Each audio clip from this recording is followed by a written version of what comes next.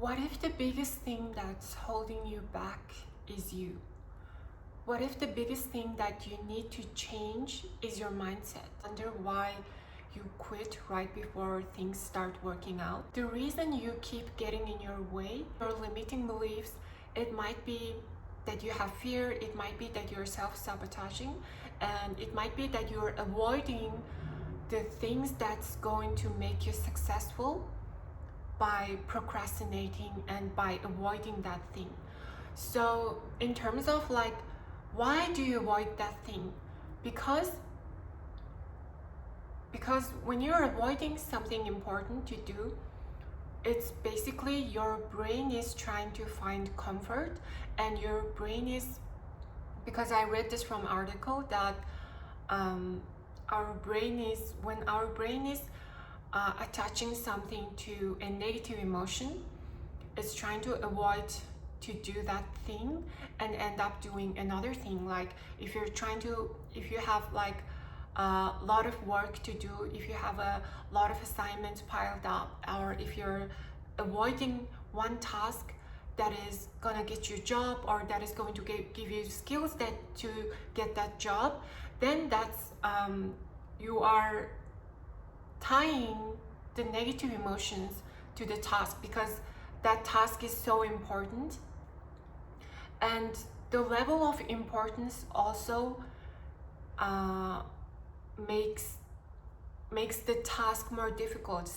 It seems the task is so difficult, like because it's so important. But what if you just focus on 30 minutes for 1 hour or 2 hours, and then you did that thing, and that thing can be the best thing that can ever happen to you.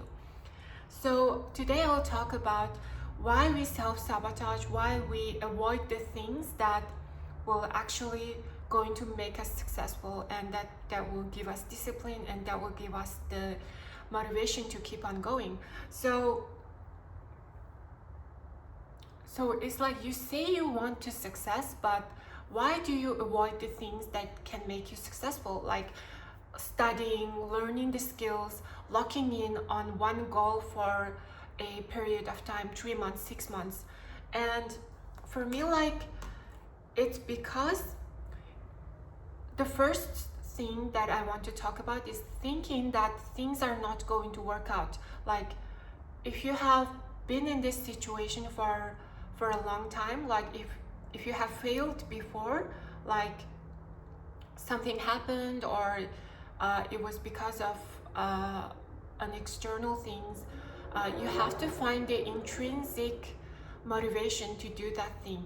Extrinsic motivation to do that thing, like we have this intrinsic motivation to do that thing is the thing that keep me going. Like for me, I want to learn this skill, and I want to have this identity of responsible person.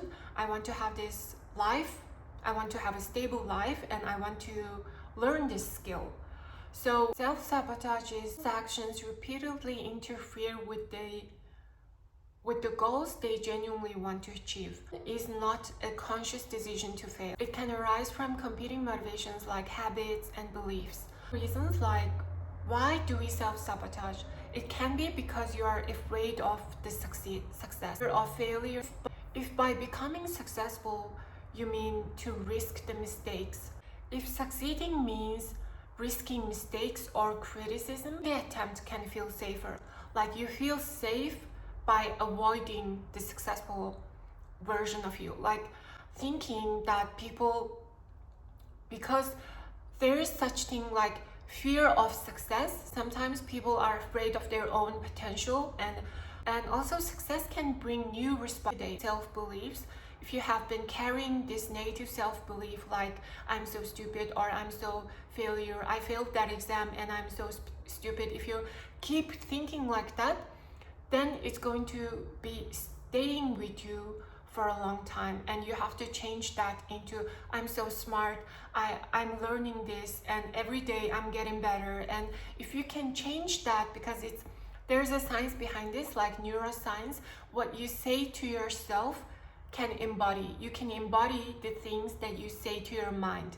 You can literally code your mind into doing that thing and learning that skill. Talk about the confirmation bias, and if you have been holding the negative beliefs about something, you start seeing everything through that lens. So even if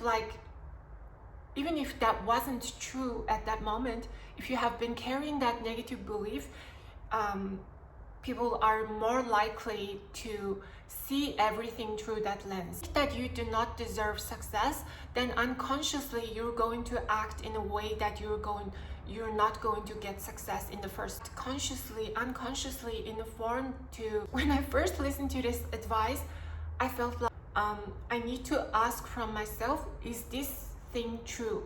Like, if I don't have the skills, if I didn't learn anything, is this true? Okay, if I didn't take steps, well, that's true in that moment. But if I learn in the moment, if I learn in the progress, and after 2 months, 3 months, or even 1 year, then if I had made the proof that I said what I said I was gonna do, and if I invested my time into this, if I learned a lot of skills to create that skill to myself, then after 1 year,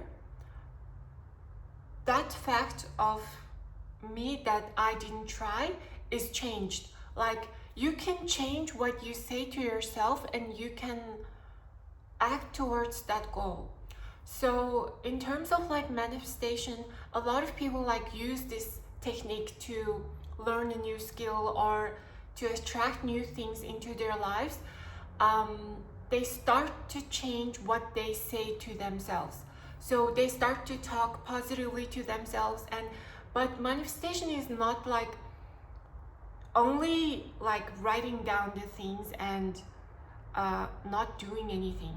You have to actually do what you said you were gonna do if you're manifested something, and think about like what you need to do when you want to reach that goal, what you need to do, what the world needs you to do if you want to reach one goal. Like if you want to get your dream job, what kind of skills do you need, and what time frame, in what timeline, like how many hours is needed to get that skill, and who can help you, and what things you need in order to get there.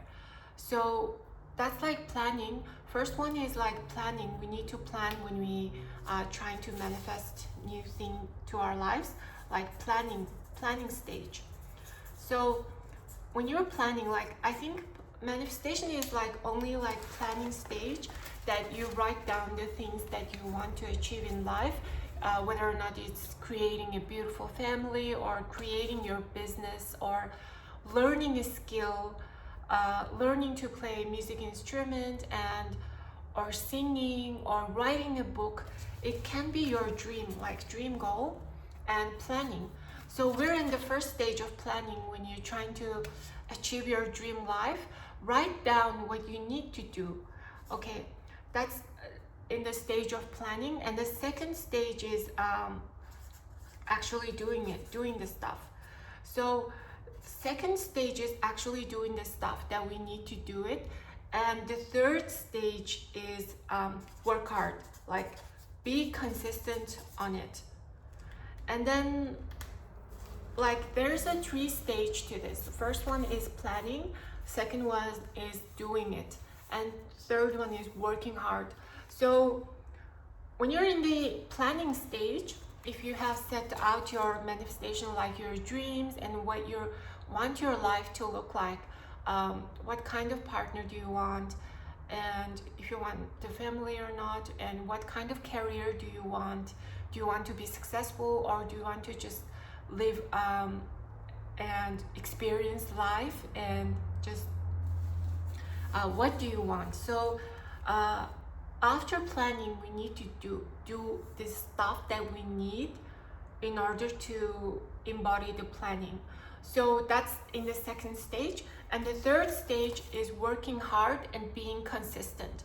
So if you do not have the first two, then just working hard could be very draining, because you are just like working and there is no intrinsic value for you. Like a lot of people live with purpose, and whether it can be like being a good person or being a good worker or having a beautiful family and like being needed by others, and all of that, like purpose wise, who do you want to be? Like set out your identity.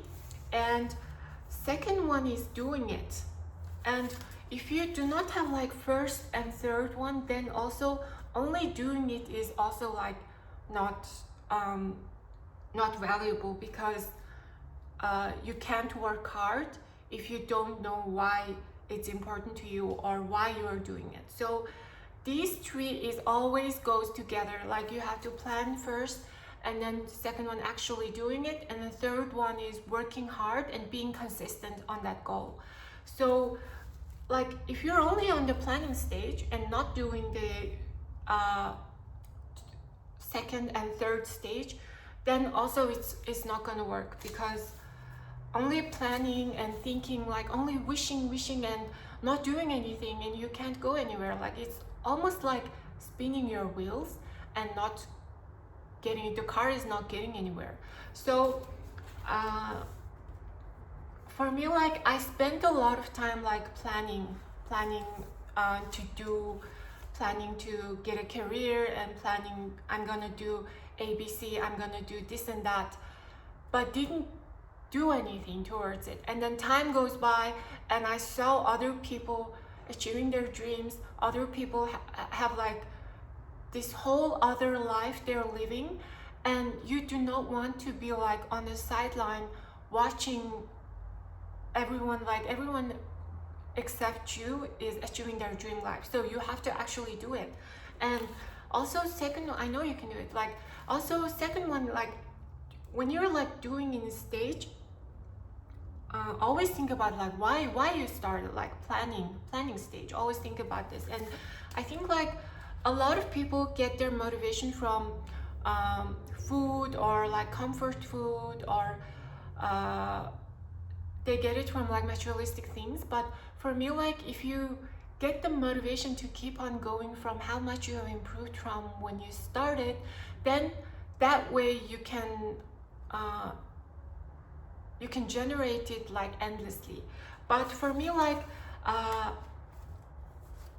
thinking like the materialistic things are, if the materialistic things are not for you, like if you don't have the equipment, or like even like doing the YouTube, if you do not have the equipment, or if you do not have the clothes, or like it doesn't matter, like money, you can get those things with money when time goes by, when you're more mature, or like when you have worked hard for it, that things can come naturally.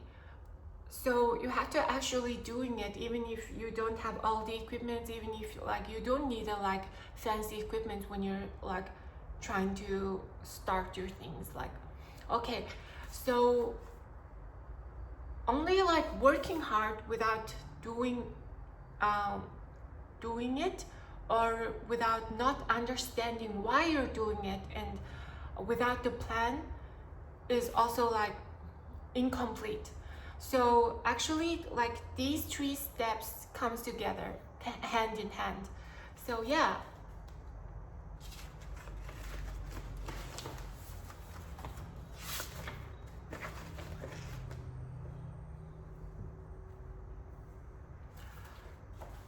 So if you're like putting off important work till the last minute and not being able to start the things that really matters, so you have to actually like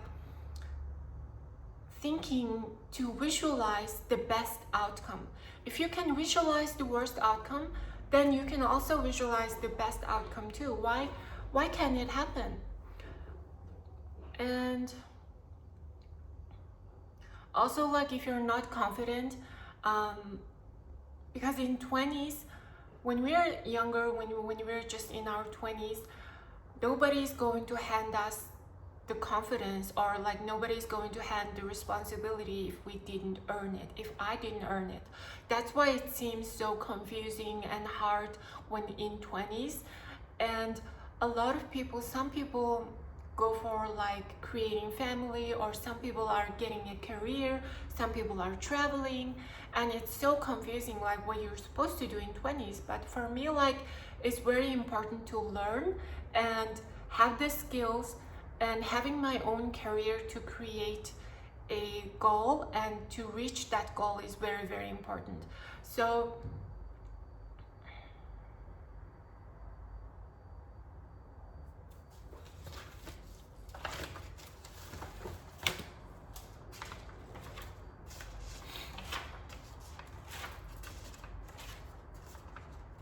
also, our fear of being judged can set us back. It can make you stuck, and even like if you're trying to shifting your identity into someone, someone who is shy and introverted, into someone who is extroverted, and someone who is like feeling confident to talk to people, or feeling confident in doing the things. And also, like, self-sabotage, why self-sabotage is important is that it shows you where your fears are at. And if you're fearing something and if you're trying to avoid it, then that means you can learn that thing, why you are fearing that, and how you can learn to cope with that. And like, fear can make us feel safe. From what I read, fear can make us safe, and our brain is trying to keep us safe, and our brain is trying to avoid the things that might be